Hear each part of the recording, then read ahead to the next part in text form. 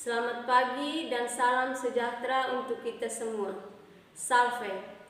Yang terhormat Bapak Ibu dosen penguji ujian kinerja PPG bagi guru tertentu tahap 1 tahun 2025. Perkenalkan, nama saya Yosefina Nahak, mahasiswa PPG bagi guru tertentu tahap 1 tahun 2025 di LPTK Universitas Hamsanwadi dengan program studi pendidikan bahasa dan sastra Indonesia. Asal sekolah SMP Negeri Tefatik Liurai Bilaran. Hari ini saya akan melakukan pembelajaran dengan materi mengidentifikasi informasi tentang fabel. Sekian dan terima kasih. Selamat pagi anak-anak. Selamat pagi, Bu. Silakan duduk. Terima kasih, Guru. Hari ini Ibu minta ketua kelas pimpin kita doa. Pimpin kita doa.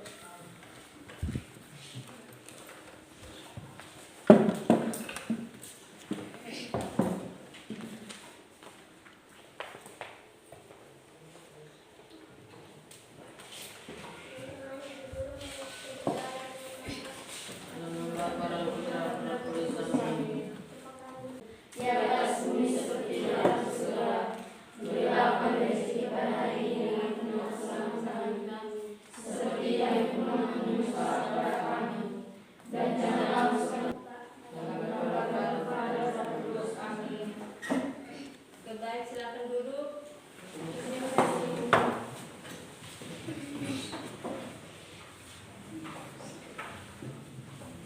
Sekarang kita mengecek kehadirannya. Semua hadir? Semua hadir tidak? Hadir. Nina, stop ini. Apa kabar anak-anak? Baik. Baik, toh ibu juga keadaannya baik sehingga hari ini ibu bisa ada di dalam kelas.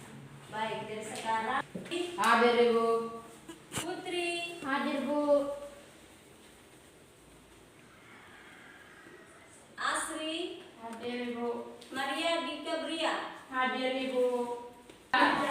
Hakikat puisi rakyat.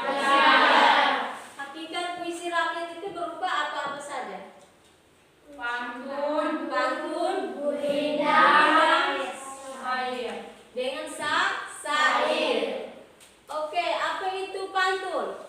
Pantun adalah suatu ucapan yang teratur dan arahan yang mendidik. Iya, suatu ucapan yang teratur dan arahan yang mendidik. Fungsinya untuk apa?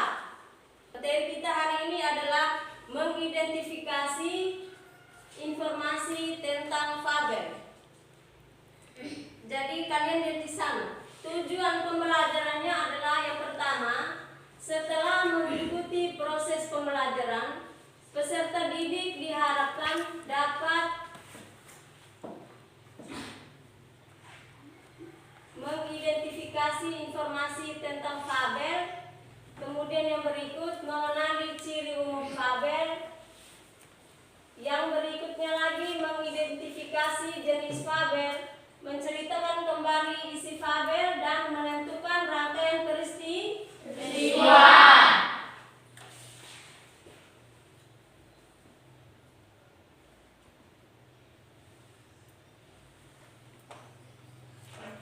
Cara seperti manusia. Kemudian yang berikut, cerita memiliki rangkaian peristiwa yang menunjukkan sebab akibat.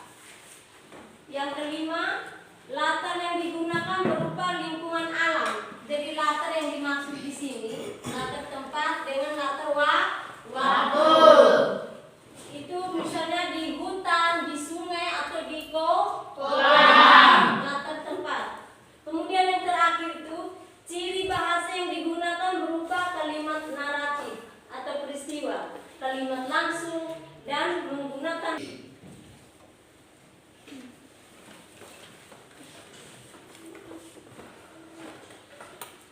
unsur-unsur. Yang pertama,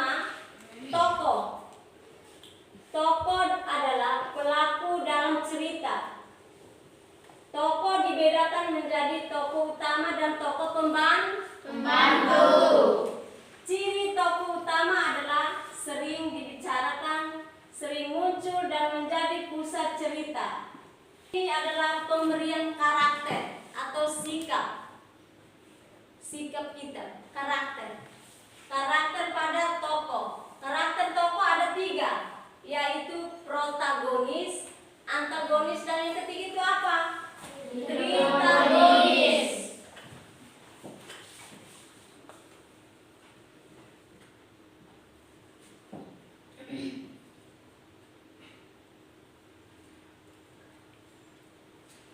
Ya, perhatikan lagi, menjadi idola pembaca atau pendengar. Kemudian yang kedua, tokoh antagonis. Tokoh antagonis adalah tokoh yang menjadi penentang cerita. Tokoh ini berwatak apa? Jahat, serta dibenci oleh pembaca dan pendengar. Kemudian yang terakhir, tokoh tritagonis. Itu dia tokoh penengah antara protagonis dan antagonis. Dia di tengah-tengah, yang antara jahat dengan yang baik. Ya, baik.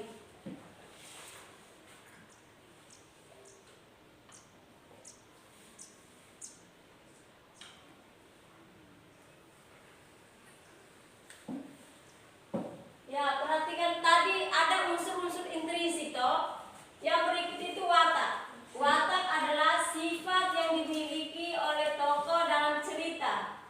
Pengembangan watak dapat dilakukan dengan penggambaran fisik tokoh, kegiatan tokoh, dialog dengan tokoh lain, serta dialog tokoh dengan dirinya sendiri. Kemudian yang kedua, setting atau latar. Itu tadi sudah sampaikan yang tadi awal itu. Latar atau setting itu apa? Tempat dan waktu. Tempat dan waktu kejadian serta suasana dalam cerita. Jadi latar yang di sini itu ada 3 macam. Yaitu latar apa? Misalnya latar tempat, latar waktu, dan latar apa? Latar sosial. Kemudian yang ketiga, tema. Tema adalah gagasan yang mendasari cerita. Tema dapat ditemukan dari kalimat kunci yang diungkapkan oleh tokoh atau dari penyimpulan keseluruhan peristiwa sebab akibat pada cerita. Fabel bertema kehidupan binatang.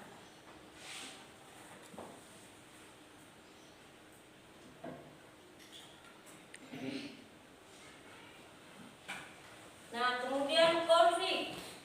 Konflik pada fabel itu disebabkan oleh adanya pengkhianatan, kelicikan, atau kesombongan, persahabatan, perilaku buruk yang akhirnya diperbaiki keluarga, dan lain sebagainya.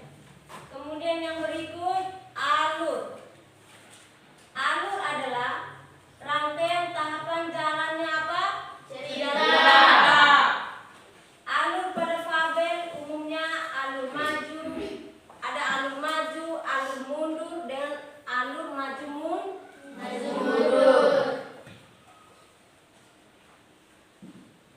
Konjungsi pengurutan yang digunakan adalah sesudah, sebelum, lalu, mula-mula, kemudian, selanjutnya, setelah, atau akhirnya.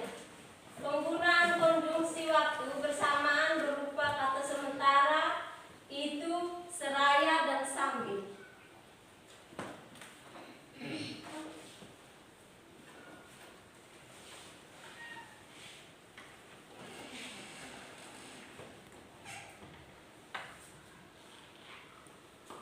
Nah, kemudian unsur intrinsik yang terakhir itu apa? Amanat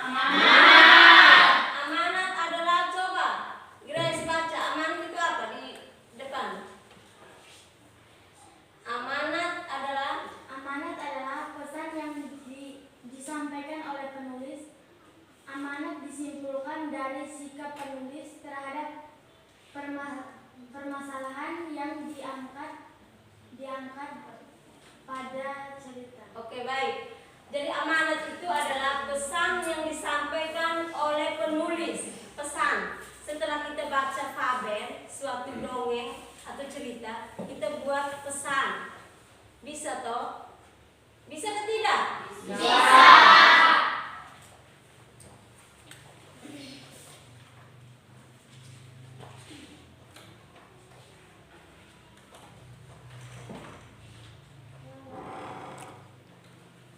Nah, kalian lihat lagi di sini. Jenis-jenis fabel. Ditinjau dari pemberian watak dan latarnya, fabel dibedakan menjadi yang pertama itu fabel apa? Alami. Yang kedua, fabel Adaptasi. Fabel alami itu apa? Fabel alami adalah Fabel yang menggunakan latar tokoh binatang sesuai kenyataannya. ya, misalnya pura-pura berwatak lamban. Kemudian fabel alami menggunakan latar tempat. Latar tempat itu di hutan, sungai atau di kolam. Kemudian yang kedua, fabel apa? Adaptasi. Jadi fabel adaptasi adalah fabel yang memberikan watak tokoh dengan mengubah watak aslinya pada dunia nyata. Itu seperti singa yang pemalu. Kemudian menggunakan tempat-tempat lain seperti di sekolah atau di rumah.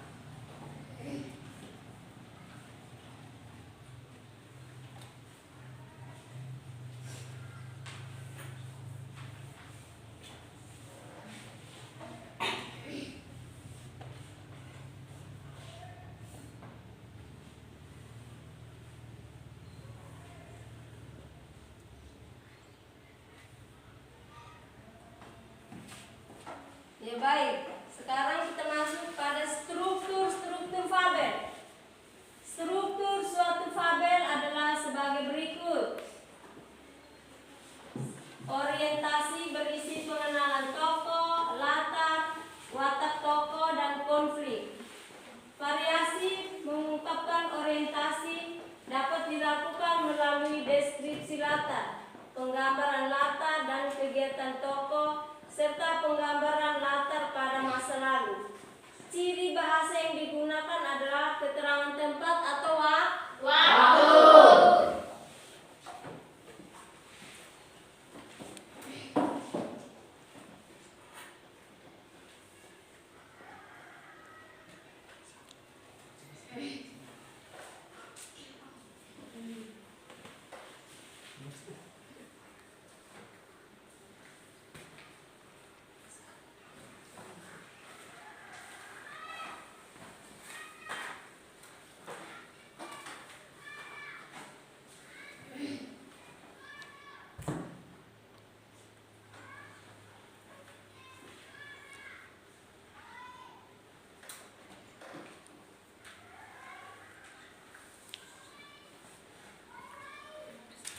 Baik, perhatikan lagi sini.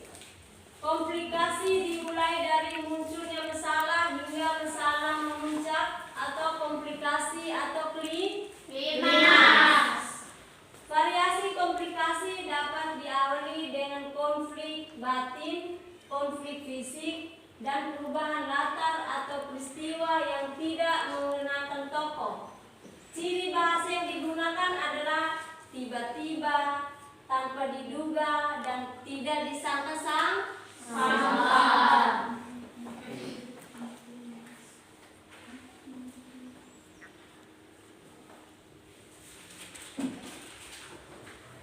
Kemudian yang berikut, resolusi berisi pemecahan masalah akibat dari perilaku tokoh, ganjaran yang diterima tokoh, dan perubahan watak tokoh menjadi baik. Variasi pengungkapan resolusi dapat dilakukan dengan meredanya konflik atau dengan dialog yang menandakan keadaan aman. Ciri bahasa yang digunakan dapat berupa dia, menyadari, atau akhirnya. Kemudian yang berikut, koda. Koda itu berisi nilai moral yang diungkapkan oleh pengarang secara eksplisit pada akhir cerita. Pengembangan koda dilakukan dengan pernyataan penulis tentang pelajaran dari apa? Fabel. Kemudian setelah kita baca fabel, kita tentukan judul fabel itu harus sesuai dengan isi di dalamnya. Judul fabel dapat dikembangkan dengan cara di bawah ini. Yang berikut, judul berasal dari nama tokoh. Itu nama tokoh. Kemudian yang berikut, judul dikembangkan berdasarkan sifat tokoh. Misalnya, kelinci yang cerdik. Kalian pernah dengar cerita kelinci dengan sinonim dan antonim? Dika, sinonim itu artinya apa? Arti yang sama dengan kata lainnya. Contohnya sedih. Sering disamakan dengan apa? Berduka.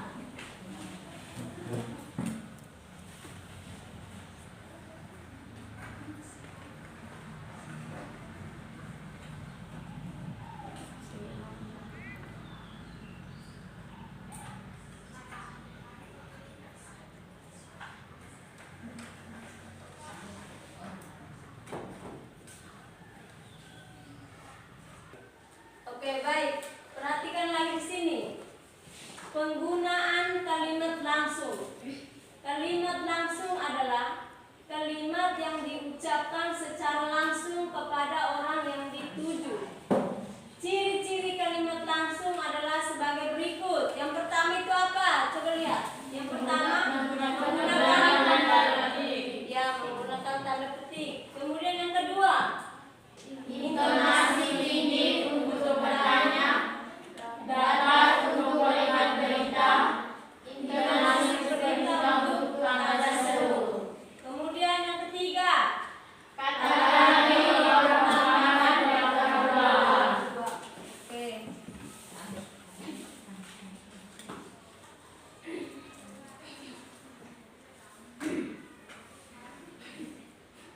Jadi baik, kalimat langsung dibuat dengan cara berikut ini. Perhatikan di sini. Kalimat langsung itu dibuat dengan cara yang pertama, bagian kalimat langsung diapit oleh tanda petik. Tanda petik 2 seperti itu di depan itu. Bukan petik 1 ya, petik 2. Kemudian yang berikut, tanda petik penutup diletakkan setelah tanda baca yang mengakhiri kalimat petikan. Contohnya, Fandi mengatakan, petik 2, aku tidak pergi ke sekolah besok. Petik lagi, tanda petik 2 lagi. Kemudian yang berikut, kalimat pengiring harus diakhiri dengan suatu tanda koma dan satu spasi apabila bagian kalimat pengiring terletak sebelum kalimat petikan. Contohnya, Lulu berkata, biarlah saya berada di rumah sendiri. Perhatikan tanda petikan. Yang berikut, kalimat pengiring harus diakhiri dengan suatu tanda koma dan satu spasi apabila bagian kalimat pengiring terletak setelah kalimat apa? Petikan.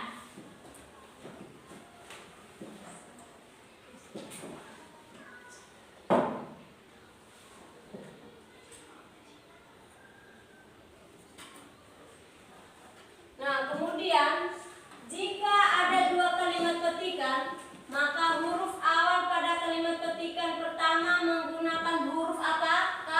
Kapital. Huruf kapital itu sama dengan huruf apa? Besar. Kemudian pada kalimat petikan yang kedua menggunakan huruf Kecil.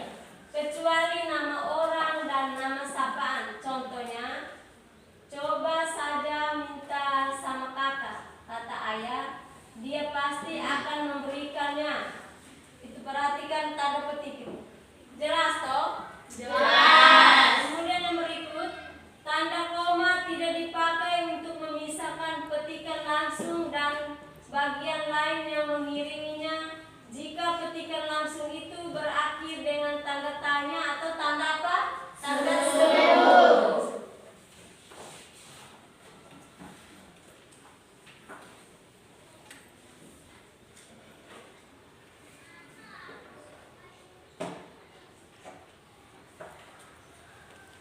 Ya, kalimat tidak langsung adalah kalimat yang memberitahukan perkataan orang lain dalam bentuk kalimat berita. Ciri-ciri kalimat tidak langsung adalah sebagai berikut. Yang pertama apa? Perhatikan sini. Yang pertama, Tidak menggunakan kata diri. kemudian yang kedua, Intonasi membacanya datar. yang ketiga, Terdapat perubahan kata ganti orang.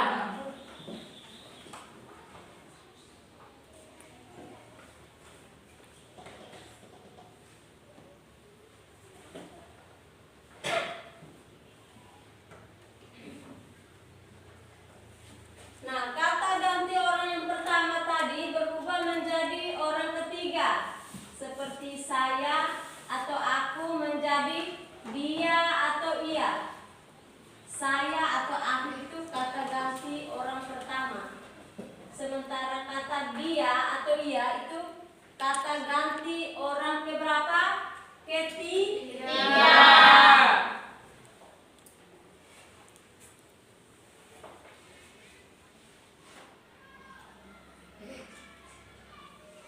Ya. Oke, baik, perhatikan di sini. Kalimat tidak langsung.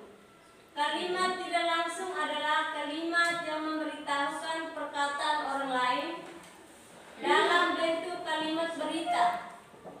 Ciri-ciri kalimat tidak langsung adalah sebagai berikut. Yang pertama itu apa? Tidak menggunakan tanda petik. Yang kedua, Intonasi membacanya datar. yang ketiga, Terdapat perubahan kata ganti orang. nah, kata ganti orang pertama berubah menjadi orang ketiga. Jadi orang pertama itu kata saya atau aku itu orang pertama. Sementara kata ganti orang ketiga seperti kata dia, ia, kau itu kata ganti orang keberapa? Ketiga. Kemudian yang berikut, kata ganti orang kedua berubah menjadi orang pertama. Misalnya kata kamu atau dia menjadi kata saya atau nama orang. Kalau sebut nama orang atau kata dia berarti itu orang, kata ganti orang kedua.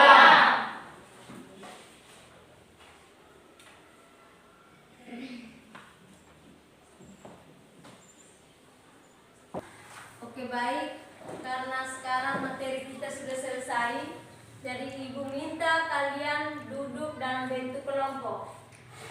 Ibu sudah siapkan tabel itu, kalian baca, kemudian kerjakan pertanyaan-pertanyaan yang ada. Kalau kalian diskusi, kerjakan pertanyaan-pertanyaan yang ada di dalam tabel itu.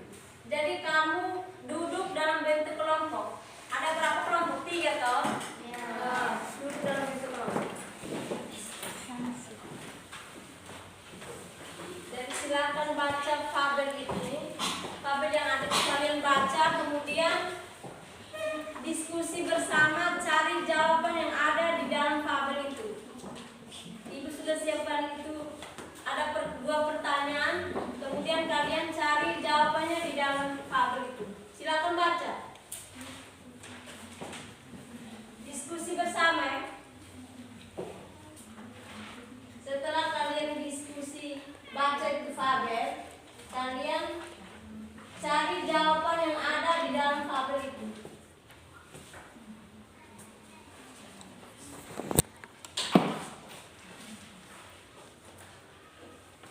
Mau mempresentasi hasil diskusi kami.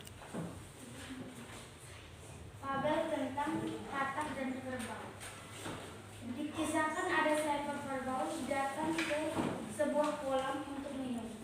Dengan tubuhnya yang besar, si kerbau berjalan di atas air tanpa sengaja. Kakinya besar dan berat menginjak seekor katak. sehingga anak katak itu masuk ke dalam lumpur. Ibu katak kemudian menghitung anaknya satu persatu. Ia menyadari bahwa ada sambil bersungut-sungut, sebesar apa dia beras sebesar ini. Ibu katak kemudian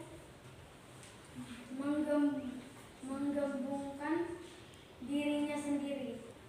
Tidak, Bu, dia sangat besar, jauh lebih besar dari itu. Anak-anak kata serentak berkata. Ibu katak segera kembali menggembungkan dirinya lebih besar lagi. Dia tidak lebih besar dari ini, kan? Anak-anak mengatakan masih kurang besar. Makhluk tersebut masih jauh lebih besar. Lalu ibu katak meniup serta menggembungkan dirinya lebih dan lebih sampai akhirnya dia meledak. Pertanyaannya, 1. Tentukan tokoh dari teks tabel tersebut. Tokoh dari tabel itu adalah kerbau, anak katak, dan ibu katak. 2. Apa watak dari ibu katak pada tabel tersebut? Watak dari katak itu adalah suka meniru. Terima kasih atas kesempatan yang diberikan kepada saya. Sekian dan terima kasih. Oke, baik, mari kita tepuk tangan kepada kelompok 1. Berikutnya lagi kelompok 2, silakan. Kelompok 2 silakan maju.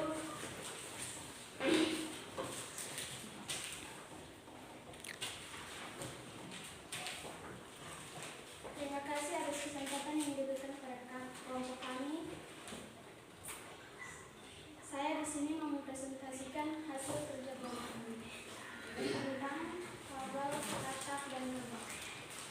Dikisahkan ada seekor kerbau datang ke sebuah kolam untuk minum. Dengan tubuhnya yang besar, si kerbau berjalan di atas air. Tanpa sengaja, kakinya besar dan berat menginjak seekor anak katak, sehingga anak katak itu masuk ke dalam lumpur. Ibu katak kemudian menghitung anaknya satu persatu. Ia menyadari bahwa ada satu anaknya yang hilang. Ibu katak berkata kepada anaknya mengenai apa yang sudah terjadi. Seekor makhluk yang sangat besar datang dan menginjaknya. Jawab salah satu anak katak. Tangannya yang mengembang untuk menggambarkan sebesar apa makhluk itu. Besar kataknya. Ibu katak bertanya, sebesar ini. Ibu katak kemudian mengembungkan dirinya sendiri.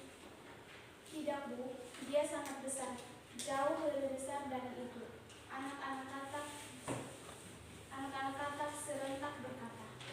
Ibu katak segera kembali mengembungkan dirinya lebih besar lagi. Dia tidak lebih besar dari ini. Ini kan masih jauh lebih besar.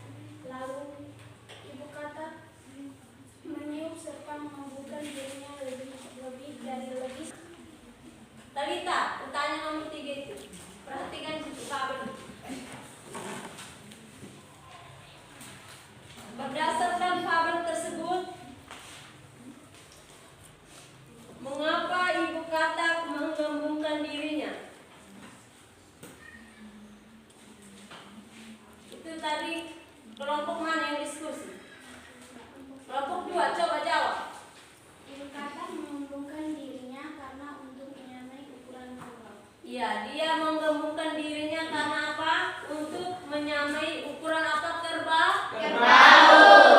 Kemudian yang berikut, informasi apa yang dapat diambil dari fabel tersebut? Informasi apa yang dapat diambil? Informasi yang dapat diambil dari fabel tersebut adalah ibu katak meledak karena mengembungkan diri. Oke, baik. Informasi yang diambil adalah ibu katak meledak karena menggembungkan dirinya.